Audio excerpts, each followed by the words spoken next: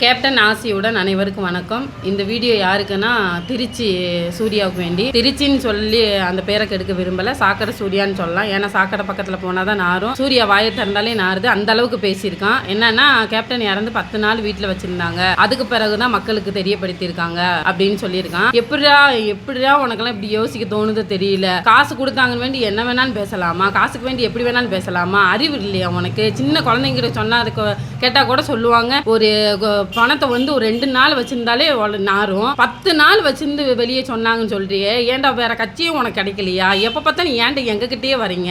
உங்களுக்கு தேமுதிக கட்சி மட்டும் தெரியுமா? மற்ற கட்சி எதுவுமே தெரியாதா? உனக்கு சம்பாதிக்கணும்னா எப்படி வேணாலும் போய் சம்பாதிற நாயே, அதுக்கு ஏன்டா எங்க கட்சிக்கு அது எதை இழுக்கலான்னு சொல்லி எங்க கேப்டன் இருந்து 10 நாள் வச்சிருந்தாங்க, அந்த அந்நியார் மூடி மறைச்சிட்டாங்க, அதுக்கப்புறம் வெளியே கொண்டு வந்தாங்க. ஏன்னா அனுதாப ஓட்டு வாங்கணும்னு. ஏன்டா என்னடா பேசணும் நீ எல்லாம் பேசுற? நீ ஏன் ஒரு பொம்பளை முன்னுக்கு நின்று இப்படி வீடியோ கொடுக்குறல்ல, நீ நல்ல ஆம்பளை, எங்களை மாதிரி தொண்டர் முன்னுக்கு நின்று இந்த வார்த்தையை மட்டும் பேசி பாரு, நீ நல்ல ஆம்பளை, வீடு போய் சேர்ந்துருவியான்னு பார்க்கலாம். நீ மாற்றி வீடியோ இது பண்ணாங்க, அது பண்ணாங்க, அந்நியார் இப்படி பண்ணாங்க, அவங்க கிட்ட பணம் வாங்கினாங்க, இவங்க கிட்ட பணம் வாங்கினாங்க, நீ என்னதான் சொன்னாலுமே பொட்டி வாங்கினாங்க. நீ தாண்டா நாயை காசை வாங்கிட்டு, காசுக்கு வேண்டி பீத்திங்கிற நாயே, நீ தாண்டா காசை வாங்கிட்டு என்ன பேசணும்னு தெரியாம பேசுற.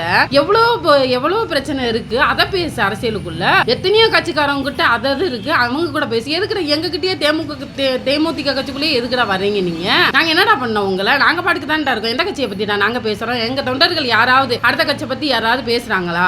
ஒரு பெண்ணாக இருந்து தைரியமா இருந்து எங்க கேப்டன் விட்டுட்டு போனதை தொடர்ந்து செய்யறாங்க. நீ அவங்க கிட்டேயும் மோதிர, பெண்ணுகிட்டேயும் மோதிரியே, ஆம்பளைங்க கிட்ட போய் மோதுரா? எத்தனை அரசியல் எத்தனை ஊழல் தனம் பண்ணிக்கிட்டு மலைமாரித்தனம் பண்ணிக்கிட்டு மக்களை பூரா ஏமாத்திக்கிட்டு சம்பாரிச்சுக்கிட்டு இருக்காங்க. அவங்கள போய் சொல்லு. தாத்தனுக்கு பூட்டனுக்கு பேரனுக்கு எல்லாத்துக்கும் சம்பாரிச்சு வச்சிருக்காங்களா, அவங்கள போய் பேசுடா. எல்லாத்தையுமே சம்பாரிச்சது பூரா மக்களுக்கு நீ இழந்துட்டு போன குடும்பத்தை பத்தி எதுக்குடா நீ பேசுற? பணம் பெருசுன்னு எங்க அண்ணியார் நினைச்சிருந்தா எப்படியோ சம்பாரிச்சுக்கலாம்டா. ஓம் பொண்டாட்டி நீ சம்பாரிச்சதை அடுத்தவங்களுக்கு கொடுக்க சம்மதிப்பாளா?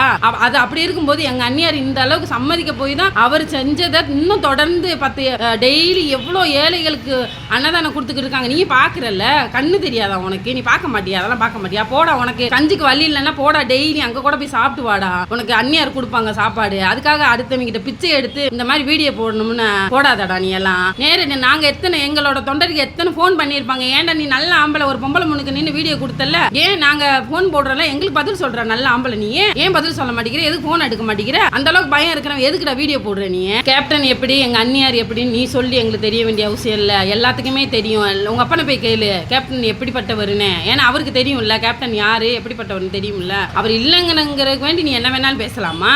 இனிமேல் தேவையில்லாம வீடியோ போட்டுட்டு இருந்தா எதா இருந்தாலும் நேரடியா நாங்க போன் பண்றோம்ல, நேரடியா எங்களுக்கு பதில் சொல்லு. அதை விட்டுட்டு போய் மீடியா முன்னுக்கு பொம்பளை முன்னுக்கு நின்று பேசுறத பேசுவேன். நன்றி.